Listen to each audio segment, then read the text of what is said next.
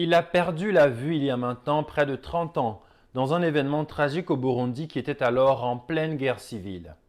Aujourd'hui, celui qui incarne si bien la résilience accompagne ses clients à voir ce qui leur manque pour atteindre leurs objectifs et surtout à se mettre en mouvement, car les solutions viennent de l'action. Depuis sa Belgique natale, Jean-Luc Penin est l'invité de Simplement Coach.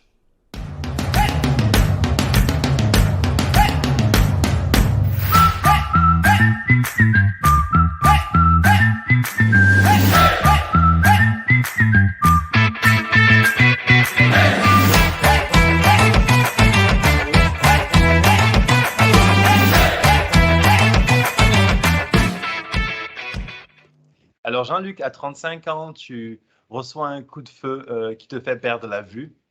2 décennies plus tard, tu as foulé le tapis des Oscars pour un film dont tu as écrit le scénario.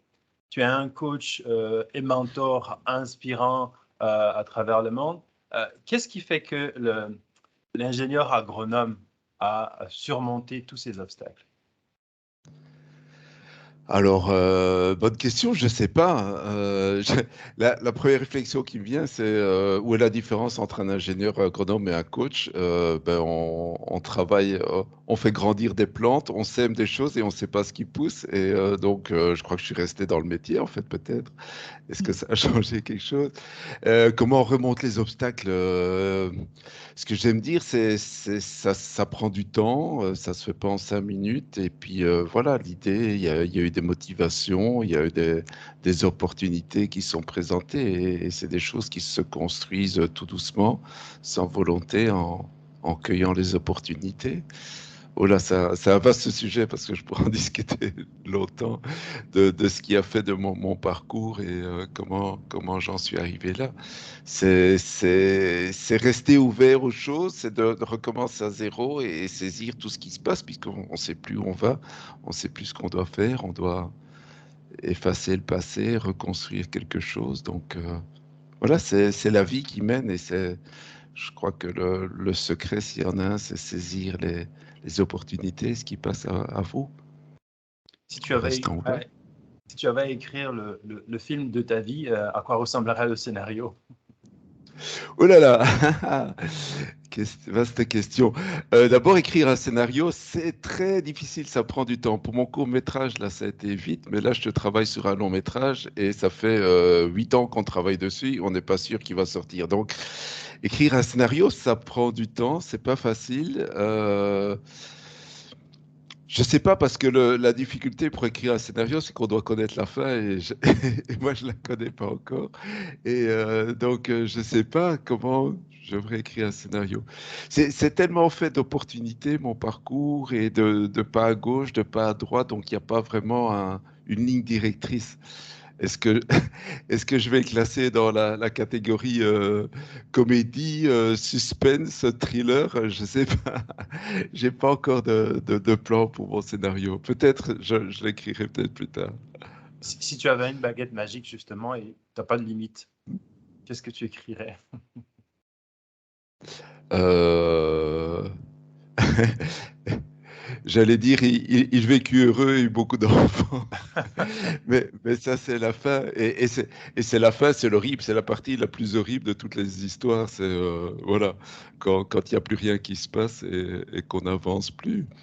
Je sais pas, c'est d'autres aventures. C'est voilà, la baguette magique, c'est qu'il y a encore d'autres choses, qu'il y a encore d'autres surprises dans mon parcours et de nouvelles choses du style une rencontre, quelqu'un qui veut faire une interview, ou je sais pas quelle sera la prochaine étape.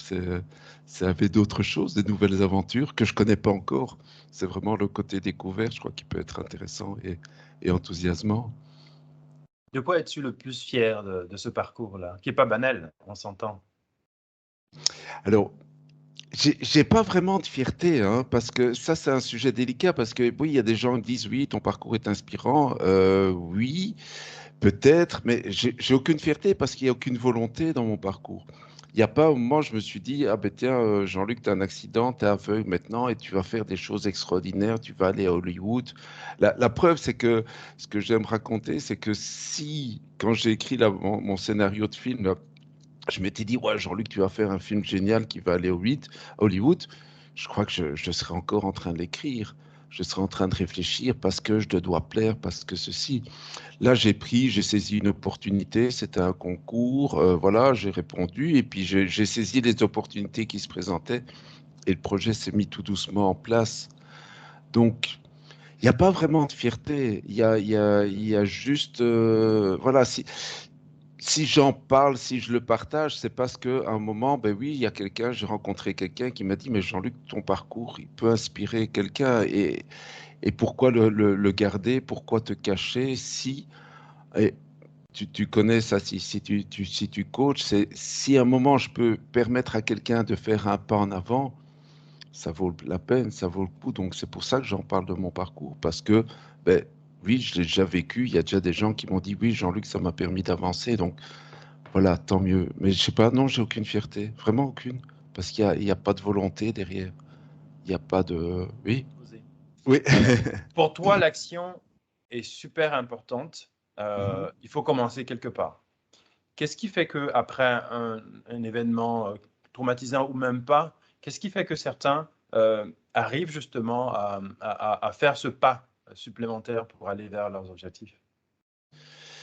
Moi, je crois que c'est que l'objectif, c'est l'action. C'est pas vraiment se dire. Moi, ce qui me fait peur, c'est ça, c'est se dire, ok. Je reviens à mon exemple. Quand j'écris un scénario, si je m'étais dit, ouais, je vais aller à Hollywood, le mec, je crois que j'y serais pas. Je l'aurais pas fait. L'idée, c'est le plaisir de l'action, c'est le plaisir du cheminement. C'est se dire, tiens, waouh, je vais prendre mon ordinateur, je vais écrire quelque chose just for fun, juste pour essayer. Et puis je vais voir si ça amène à quelque chose. Et si ça amène à rien, c'est pas grave. Que ce que je vais faire, ben, je vais pousser delete et je vais mettre mon scénario à la poubelle. Où est le problème? J'aurais pris du plaisir à l'écrire. Donc pour moi, ce qui me paraît important, c'est vraiment oui, le plaisir dans l'action, sans forcément avoir un objectif précis, se dire, oh, je dois arriver à ça, je dois arriver à ça. Les, tous les mots je dois me font peur. C'est des obligations. Il faut, c'est ce que je dis souvent dans les formations en coaching. Je dis, si vous faut entrer en tant que coach et dire il faut ceci, vous allez mettre une pression et vous serez plus coach, vous serez plus un accompagnateur, vous serez un guide qui dit, il faut arriver ça. Donc, arriver à se dire, OK, on va y aller, on verra bien ce qui sort. Parce qu'il y a une expression que j'aime bien dire, c'est que je ne sais pas où je vais, mais j'y vais. Est-ce Hmm. qu'il y a une volonté derrière? Est-ce qu'il y a un objectif? Pas forcément. Donc l'action comme une fin en soi, en fait, déjà, tout qu'un C'est le moyen. cheminement qui est intéressant, hein. Mhm. On parle souvent de la course au bonheur. Le bonheur, il n'est pas au bout du chemin, il est dans le chemin. C'est le cheminement qui est intéressant. C'est les avancées, c'est les pas à gauche, les pas à droite, les pas les pas en arrière même qui sont intéressants. C'est ça, c'est pas le final. Ben voilà, ça c'est ma conception et je te partage mes ressentis Le et bonheur n'a comment pas je d'adresse, en fonctionne. fait. Oui, pas mal, belle expression. Ouais. Oui, oui, oui. Oui, et souvent le problème, c'est que quand on le voit au bout du chemin, on oublie de regarder le chemin et on oublie de regarder les choses importantes qui se passent. Je crois que c'est Qu'est-ce que ça. les clients qui viennent voir Jean-Luc, euh, comment tu puises, dans quoi tu puises justement pour les accompagner principalement? Alors, moi, je sais pas. Ce que je peux te faire, c'est un partage des retours que j'ai. Je suis pas dans l'analyse et je me dis pas, ah ben Jean-Luc, il offre tel type de coaching. Les retours que j'ai, c'est que je crois, enfin, c'est ce qu'on me dit, c'est que j'ai une approche très humaine. Et c'est tout. Il y a pas, je suis pas dans la méthodologie. Il faut faire ça, il faut faire ça. C'est un accompagnement. Il y a des partages aussi. Voilà, comme je disais tout à l'heure, j'ai une expérience, un parcours de vie qui me permet de faire des partages et qui peut être inspirant et d'être purement dans l'humain. Et puis c'est tout, c'est pas mal. Moi, ce que j'aime dire, c'est que pour moi, le coaching, tout ce que je fais, c'est juste offrir un espace de réflexion, un espace de prise de recul, et c'est tout. Mais c'est tout, c'est rien, mais c'est l'essentiel. Hmm. Et que je sache, il y a tellement de gens qui n'ont plus le temps de se l'offrir, cet espace de recul. cet espace de réflexion pure, de simple réflexion. Et pour moi, c'est ça la richesse du coaching, c'est offrir cet espace. On vit dans un monde, là, tout le monde fonce là, le nez dans le guidon et leur dire stop, attends, si on arrête, arrête-toi un peu. J'aime dire, tu vois, le symbole de mon coaching, en fait, je cherchais partout, puis en fait, j'ai trouvé, il était dans mon garage, c'est un tandem. Et le tandem, pourquoi? C'est que ben, mon client, il est devant, hein, et c'est lui qui a le guidon, c'est lui qui décide où il va, et moi, je suis derrière de temps en temps pour donner un coup de main. Mais pour moi, la première étape, c'est d'abord de s'arrêter, de dire, tiens, avant de prendre la route, si on s'arrêtait un peu, on va boire un verre, on va respirer un bon coup, et puis on se mettra en route. Mais moi, je vais m'offrir plutôt cet espace on s'arrête, on respire, et puis on verra bien où on va. Donc, et tu es responsable du cadre et c'est au client de faire le choix. Oui, oui, bien sûr. Oui, oui, ça c'est clair. Oui, oui, ça c'est évident. Et à moi de l'amener ailleurs, de me réfléchir et oui, offrir plutôt cette respiration plus que la performance. Tu vas atteindre ton objectif plus rapidement et plus efficacement. Non, non, non, stop, stop. Arrête-toi d'abord. On respire et puis on verra après. On n'a jamais autant parlé de résilience dans notre Mhm. société. Tu en penses quoi? C'est vaste comme question, mais qu'est-ce qui est récurrent dans les gens qui font face justement à la volonté de surpasser leurs difficultés du moment? Alors, c'est pas évident parce que le mot résilience, on le met vraiment à toutes les sauces, hein. C'est incroyable. Il y a, là, ici, pendant la période Covid, enfin, je sais pas comment c'était chez vous, mais j'entendais souvent de nos ministres, le gouvernement belge, qui parlait de résilience et moi, j'entendais plutôt fatalisme derrière. Et pour moi, c'est exactement le contraire de la résilience. Il disait tout le monde, soyez résilient. Ça voulait dire, hein, ne dites rien, attendez et que ça passe. Donc, je trouvais ça vraiment horrible, cette utilisation du mot résilience. Pour moi, c'est tout à fait le contraire. C'est quoi la résilience? Vaste sujet, hein.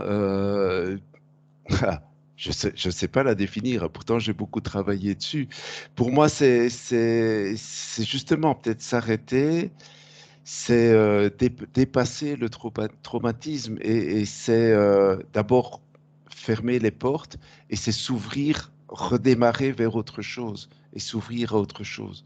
C'est plusieurs étapes, hein. C'est quand je parle de résilience en cas de traumatisme et de difficulté, c'est apprendre à regarder ailleurs, à regarder autrement, à regarder plus loin. Quoi d'autre, c'est pas facile, hein. Euh, et, et- et oui, c'est relativiser les choses, Mm. c'est cueillir les opportunités. Et je crois surtout dans les parcours des résiliences que je vois, c'est aller à l'essentiel, à la base. Et c'est Il y a quoi une... l'essentiel? Ça dépend, chacun son essentiel, chacun le sien. Il y a pas de recette. On est tous différents, on a tous quelque chose qui nous fait vivre, qui nous fait vibrer. Mhm. Euh, Moi, ce que je dis souvent, qu'est-ce qui s'est passé après mon accident? Mon essentiel à ce moment-là, c'est dire, bon, ben, j'avais des enfants et je voulais pas qu'ils aient un papa qui attend la mort et qui reste assis dans son fauteuil en attendant que ça passe. Et mon essentiel à l'époque, c'était être debout pour mes enfants. Mhm. Et voilà. Et puis après, il a changé, il a évolué, l'essentiel. Il bouge, mais ça, pour moi, ça reste une base importante. C'est à chacun de trouver donc son essentiel, quoi. Oui, oui, oui, oui. Il n'y a certainement pas de recette, surtout pas, surtout pas. L'importance du coaching aujourd'hui. Tu parlais justement du fait que les gens ne prennent pas toujours le temps de s'arrêter et puis de voir. Bon, tu fais un lien entre cette situation et l'importance que prend le coaching de plus en plus? Oui, oui, certainement, certainement. Et le Covid a permis ça aussi, hein, le fait de s'arrêter, de trouver dans un autre environnement, euh, de, de se regarder soi aussi, hein. Je crois que les gens, il y a un mouvement très important maintenant, c'est les gens d'aller, de trouver un sens à leur vie, justement de sortir un peu le nez du guidon et de regarder les choses autrement. Euh, Oui, certainement, on sent un mouvement, hein. Je sens même chez les jeunes, hein, ce besoin de parler, de comprendre, de savoir qui ils sont, de quoi ils ont besoin. et pas juste de se conforter au monde tel qu'il tourne actuel et savoir ce que la société a besoin de nous. Je crois que c'est un mouvement important que j'entends beaucoup. Et ce qu'offre le coaching justement, de s'arrêter et cet espace. Parce que les gens n'ont pas cet espace, hein, ils l'ont plus, ou si peu. Pour toi, qu'est-ce qui fait un bon coach? Un bon coach pour moi, hein, alors je partage ma vision, comment je vois les coachs, c'est avant tout quelqu'un qui offre sa présence. Pour moi, c'est le plus beau cadeau. Ce que j'aime souvent dire aux formations, c'est dire, et regardez un peu les gens autour de vous. Est-ce qu'un jour, dans votre vie, il y a quelqu'un qui vous a offert 1 heure d'écoute pure? Mais écoute à fond. Écoutez un peu les conversations au café, les conversations autour du table. Il y en a un qui dit « Ah, moi je », et l'autre qui répond en face « Moi je ». Il y a 2 « moi je » qui parlent et il n'y a personne qui écoute l'autre. Donc offrir juste une écoute, une pleine écoute, sans jugement, sans pression et juste accompagner la personne. Mais c'est rare, hein. Il y a des gens qui payent des fortunes pour ça, hein. Des chefs d'entreprise, ils n'ont personne à qui parler, personne qui va les écouter. Et juste offrir ça, waouh, je crois que ça peut être quelque chose de très fort. Très fort. Je fais un petit clin d'œil parce que j'aime bien, j'entends le coach derrière toi parce que tu poses des belles questions ouvertes. Écoute les journalistes à la radio, hein, ils parlent d'eux-mêmes, hein. C'est que des questions fermées et c'est le journaliste qui montre que lui sait des choses et à la limite la vedette qui est allée avec lui sert de se faire valoir au journaliste. Moi j'écoute de moins en moins les interviews parce que je dis mais c'est quoi ces gens, ils feraient bien de faire un peu de coaching. Donc, même les journalistes n'offrent pas une présence. Donc, nous, les coachs, offrons notre présence, c'est peut-être Je pas vais mal. défendre celle qui reste ma proportion quand même. Pas tous les journalistes. J'espère bien, j'espère bien. Mais en général, tu verras, moi j'ai remarqué surtout les journalistes, les grandes vedettes, aïe, aïe, aïe, je sais pas. Bon, bref. Mais je comprends absolument ce que tu veux dire. Mhm. Donc, Oui, il y a la qualité de l'écoute, mais encore. c'est déjà pas mal. Oui. C'est déjà pas mal. La qualité d'écoute, être là 100% avec la personne. Euh, Et non, donc, moi lui offrir ce cadre-là pour une rencontre avec lui-même en réalité. Oui, c'est ça, oui. Être juste un reflet et être à l'aise dans le partage, dans le. Il y a aussi autre chose, hein, que j'avais fait c'est une réflexion quand j'ai fait une conférence là pour Synergie et j'avais fait un sondage. Et alors j'étais très étonné par la réponse des coachs parce que c'était surtout des coachs qui assistaient à cette conférence. Et le sondage, c'était qu'est-ce qu'apportait un coach? Et alors, les réponses, c'était oui, sortir de la zone de confort, aborder les émotions, etc. Et en fait, il y a un point qui a eu le moins de pourcentage, et pour moi qui était l'essentiel, c'était d'abord créer cette zone de confort, ouvrir une zone de confort. On est là, on dit, ah oui, il faut sortir de la zone de confort, mais ce serait peut-être pas mal qu'il y ait d'abord une zone de confort et qu'on la bâtisse d'abord. Et ça me paraît important en coaching, qu'il y ait cette confiance, qu'il y ait ce confort. Après, on va en sortir. Mais d'abord, mettons-le en place. Et ça, il y a la bienveillance, il y a l'écoute, il y a la présence qui sont là pour ça. Ça me paraît important. J'ai entendu parler beaucoup d'opportunités et Mhm. quasiment pas de drame ou de situation d'inconfort. Pour toi, tout ce qui arrive peut être transformé en occasion, en opportunité? Oui, oui, oui, j'en suis persuadé parce que tous les zones d'apprentissage, moi, mon handicap, il m'a appris plein de choses. C'est pas pour ça que je vais dire c'est chouette, hein, je suis pas content de ça, hein, je pourrais revenir en arrière et retrouver la vue, je signe tout de suite. Mais oui, on apprend, tout nous apprend quelque chose, tout, tout, tout, Qu'est-ce que ça t'a appris tout. dans ton cas? Ça m'a appris, il faudrait plutôt en parler à mon épouse, aux gens qui sont proches. Je crois que c'est très différent d'avant. J'aurais mes yeux, je ne serais pas ici en train de parler avec toi, je serais peut-être au milieu de l'océan sur un bateau ou je serais sur ma moto au milieu de la forêt quelque part. J'étais plutôt sauvage, donc ça m'a amené beaucoup plus de contact avec les êtres humains, de travailler avec l'homme. Oui, ça fait partie de mon évolution de, dans mon parcours. Donc ça a révélé un certain aspect de ma vie.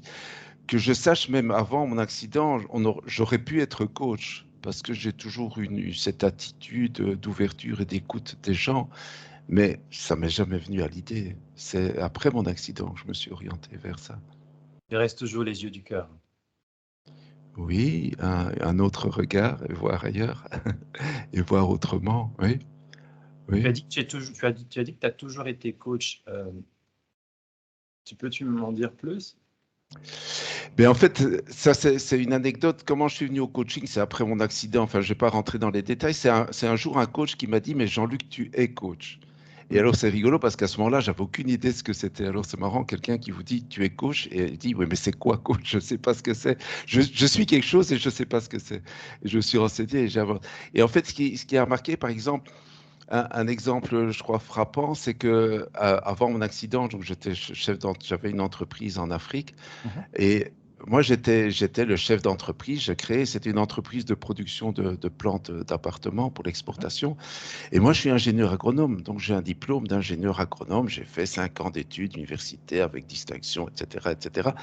Et, mais je travaillais avec qui? Je travaillais avec des paysans. J'avais 20 travailleurs avec moi. Il y en a un qui savait lire et écrire.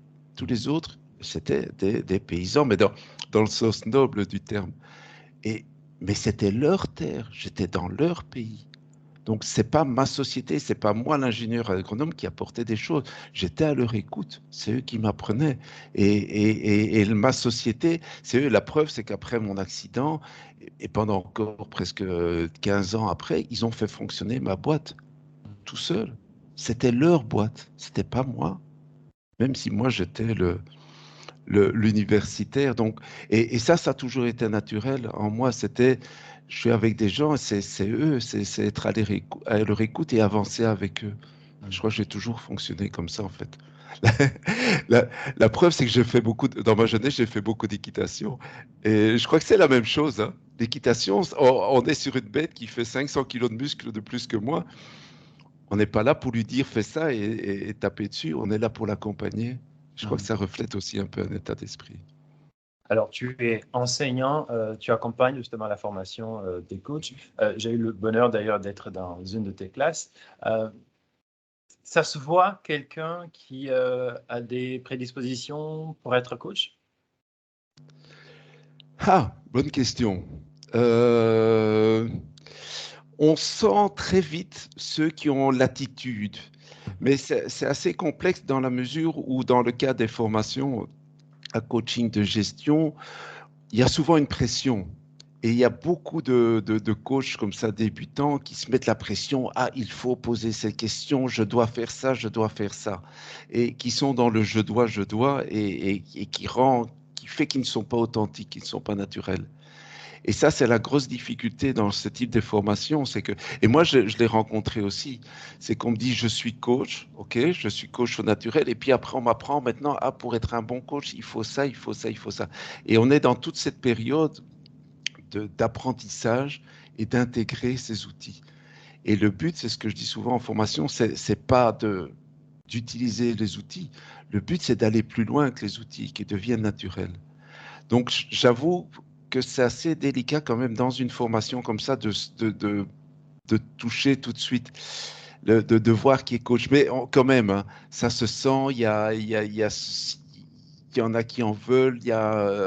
Bon, malheureusement, comme tu sais, c'est court, hein, c'est peut-être 3 heures, et puis après, vous passez à autre chose. Il n'y a pas vraiment un suivi permanent. J'ai pas d'exemple comme ça qui me vient, mais c'est clair, il y a des réflexions. Il y en a qui vont tout de suite à l'essentiel et d'autres qui sont plus dans le pratiquer. Est-ce que ça va faire un bon coach ou pas? Je sais pas. Mais Tu as oui, oui. évoqué, tu as évoqué coaching de gestion pour pour ceux qui regardent, coaching de gestion, c'est l'école, la plus grande école de formation en Amérique du Nord, francophone, où justement tu as le plaisir d'enseigner. Le plaisir. Ça, c'est ce qu'on peut dire de la formation en tant que telle. Tu accompagnes aussi plusieurs leaders, des gestionnaires. Quel est le plus grand défi qui te revient quand vient le temps de les accompagner?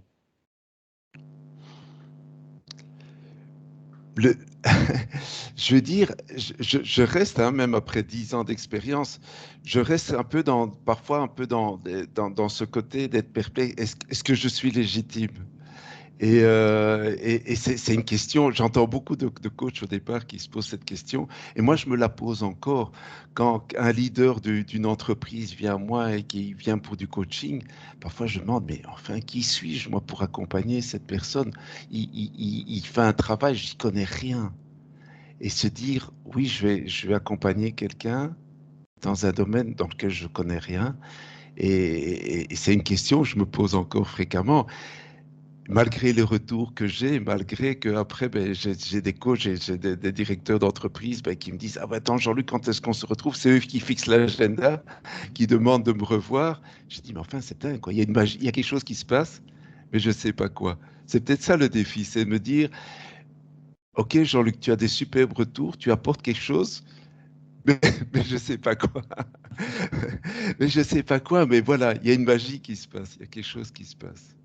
Ce que tu apportes, en définitive, c'est pas l'expertise technique, c'est une attitude, c'est un cadre que tu crées pour permettre à la personne de se dépasser.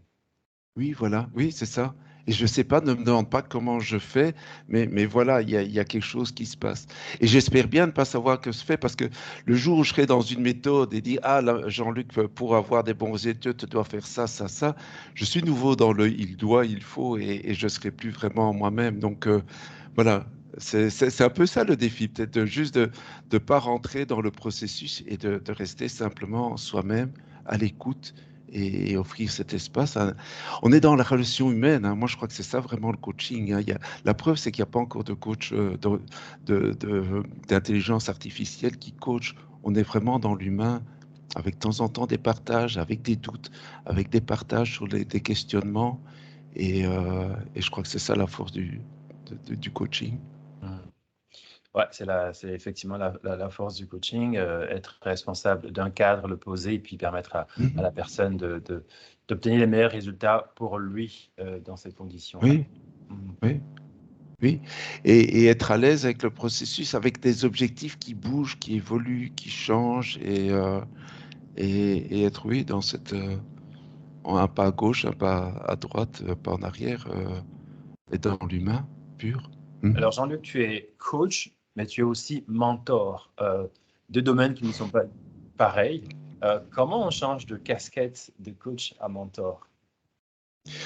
Alors là, moi, là, je te partage le truc. C'est simplement, pour moi, c'est le dire.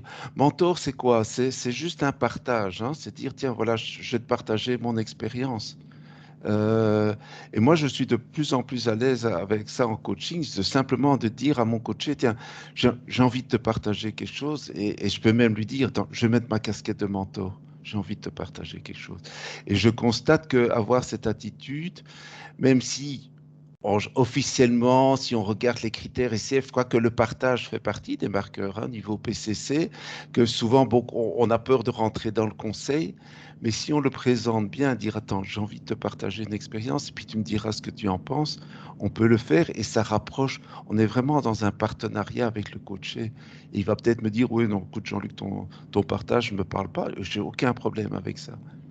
Et j'avoue de temps en temps, même aussi en coaching, de mettre un peu, ça ce que j'ai vécu dans l'écriture de scénario, c'est d'être un peu dans le côté brainstorming et de partager. J'entends, il y a une idée qui me vient, j'ai envie, je la partage aussi. Tiens, j'entends, tu me dis ça, il y a une piste qui me vient, j'ai une idée qui me vient, ou même une image, hein. Malgré mon handicap, je peux partager une image et je le dis à mon client, mon coaché, et je dis, mais voilà, qu'est-ce que tu en penses? Et lui va peut-être rebondir sur mon idée et avancer. Donc pour moi, on a plusieurs cordes à son arc et le tout être dans l'accompagnement. Et ouais. Le niveau PCC, pour ceux qui ne le savent pas, c'est un niveau de certification que décerne la Fédération internationale du coaching. Oui, tout à fait. Et tu es PCC, justement. Oui, oui, oui, oui. Alors, j'aimerais qu'on Ok. parle un petit peu d'une autre activité que tu entreprends, que tu mènes encore en Afrique. Ce sont les œuvres, on va dire, caritatives. Notamment, tu es à l'origine, en tout cas, tu es à l'origine où tu participes à la création de premières écoles secondaires au Burundi pour personnes, on va dire, handicapées. Qu'est-ce qui fait que c'était important pour toi? Alors, bon, d'abord, c'est parce que bon, j'ai toujours un pied en Afrique, hein, j'ai travaillé en Afrique, mon épouse est d'origine africaine, etc. Donc, il y a un coup de cœur pour l'Afrique. Pourquoi ce qui est gai, ce que j'ai toujours aimé en Afrique, c'est qu'il y a encore tout à faire. Il y a tout à faire, il y a quelque part une certaine liberté dans les actions, il y a tout à créer, et je trouve ça très, très enthousiasmant. Qu'est-ce qui fait que... Alors, je sais pas, c'est ça, il y a ce côté dynamisme et quelque part aussi, moi je me rends compte, on parlait de coaching, que j'ai toujours été coach, j'ai participé à la création d'une ONG, etc. Et d'action, j'ai travaillé aussi pour les Nations Unies et je me suis rendu compte qu'en fait, le plus important, c'est de partir des besoins et être à l'écoute des personnes. Et quand on leur offre écoute, on offre tellement de choses. Et ça, c'est la grande chose, ça je peux faire un clin d'œil, c'est que j'ai aussi travaillé pour les Nations Unies avant mon accident. Et le gros problème de toutes ces grands organismes, c'est qu'ils prennent des décisions, que ce soit à New York, à Genève, à Rome, à Bruxelles, et il n'y a personne qui est descendu sur le terrain demander aux Africains ce qu'ils ont besoin. Ça, c'est une expérience que j'ai eue avec un ami. On avait été prospecter un peu les besoins en coaching en Afrique centrale. Et à un moment, on était autour de table avec des entrepreneurs africains. Et tu connais la question du coach, et on demandait, mais quels sont vos besoins? Et il y a ce jeune entrepreneur qui a répondu par un long silence et qui nous a dit, je ne sais pas répondre avec cette question parce qu'on ne me l'a jamais posée. Et ça, j'ai trouvé dit, waouh! Donc, c'est parce qu'on lui a jamais demandé quels étaient ses besoins, donc il ne sait pas répondre. Et donc, je m'éloigne un peu de la question, mais je vais y revenir. Et pour moi, quels sont les besoins en Afrique? Mais je ne sais pas. C'est pas moi, un petit blanc, un petit bruxellois, qui va apporter quelque chose à l'Afrique, qui ait des leçons à donner. C'est juste l'idée de dire, quand on me demande comment on peut aider l'Afrique, ben, je dis, participer à la construction d'une école, permettez à des enfants d'aller à l'école, et c'est eux qui feront leur Afrique qu'ils veulent. C'est pas moi qui vais décider. Mais le fait qu'ils aillent à l'école va permettre d'exprimer leurs besoins et de voir ce dont il a besoin et d'aller plus loin. Donc ça, c'est un point qui me paraît important. Pour moi, c'est le plus beau cadeau qu'on peut faire, c'est permettre à des enfants d'aller à l'école. Donc ça rejoint déjà un peu cette action. Pourquoi les enfants handicapés? C'est aussi, hein, moi j'ai rien fait. C'est parce qu'un jour, j'étais en Afrique, au Burundi, et c'est le directeur de cette école pour enfants handicapés qui est venu me voir et dit, mais monsieur, vous êtes handicapé de la vue, et moi j'ai une école avec des enfants. Et au début, je t'avoue que j'étais pas à l'aise parce que je dis, moi, mais j'avais peur de me retrouver coincé dans le monde des handicapés. Et puis, c'est cette personne qui m'a ouvert la porte. Et puis, maintenant, ça fait quoi, 12 ans qu'on collabore. On a ramené des instruments, on a fait pas mal d'actions. Et voilà, et ça a répondu à un besoin. Et maintenant, ces enfants ont une école secondaire, ils peuvent aller plus loin, malgré leur handicap. Et qu'est-ce que tu veux que je dise? C'est gai. C'est gai, c'est du plaisir pur. C'est se dire, waouh, on a ouvert la porte à des enfants. Et ouais. Ça, là, il y a peut-être un peu de fierté quand même. Parce que voilà, c'est permettre des choses et des belles choses d'avancer. Quand tu dis il y aurait un peu de fierté, tu le dis assez rapidement. On va prendre le temps. Tu as du mal avec la fierté, le sentiment justement de faire quelque chose de bien? Quand même, hein, c'est pas mal, non? Oui. Qu'est-ce que tu en penses? De la modestie, quoi.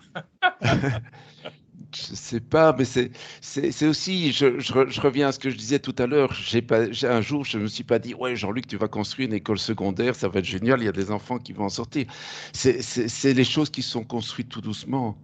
Et il y a une opportunité, il y a ce directeur d'école qui m'a dit, mais vous vous rendez compte, on n'a pas d'école secondaire, c'est pas mal. Et puis je dis, ben, on va essayer. Puis j'ai frappé à plusieurs portes. Et puis il y a une porte il y en a plusieurs qui sont restées fermées. Et puis il y en a une qui s'est ouverte. Et puis celle-là a permis d'ouvrir d'autres autres. C'est pas vraiment, voilà, c'est un long chemin. Mais c'est simple. Pour construire les 6 classes, on a mis 6 ans. 6 ans. Hein, bon, pour te dire, ça s'est pas fait tout seul, mais c'est un cheminement. Donc c'est pas vraiment le. Je ne suis pas dit, ouais, tu vas arriver à un truc super, mais quand ça vous arrive, oui, ça fait plaisir. C'est clair, quand on reçoit une vidéo avec des enfants qui ont dit, on dit, waouh, ils ont réussi, il y a quelque chose, ça fait plaisir. Mais oui, je reste dans ce côté, voilà, c'est un chemin, c'est pas une volonté intransigeante avec un objectif, c'est laisser les choses venir et les choses grandir. Hmm. C'est peut-être du coaching aussi. Quel regard rétrospectif tu jettes sur ton chemin au-delà des résultats? Est-ce que je regarde en arrière? Je me dis, tiens, il y a encore peut-être pas mal d'opportunités à saisir. Je ne sais pas si je regarde en arrière.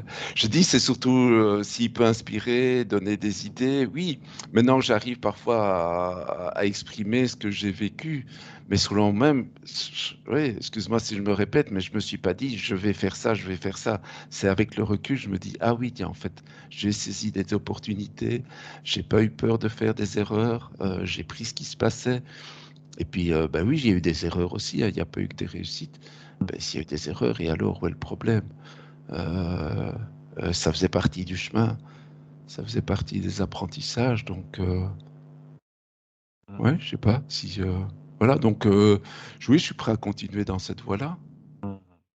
Tu voudrais regarder, pas dans le rétroviseur, mais devant. Qu'est-ce que tu Mhm. voudrais y voir? Si je te prends au sens propre, je voudrais voir un jour mes enfants.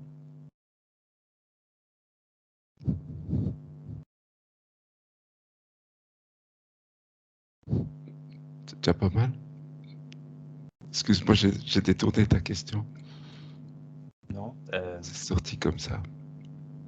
Tu as répondu comme tu le sentais, c'est ça qui est le plus important. Mais en tout cas, je te remercie pour ce moment qui est précieux.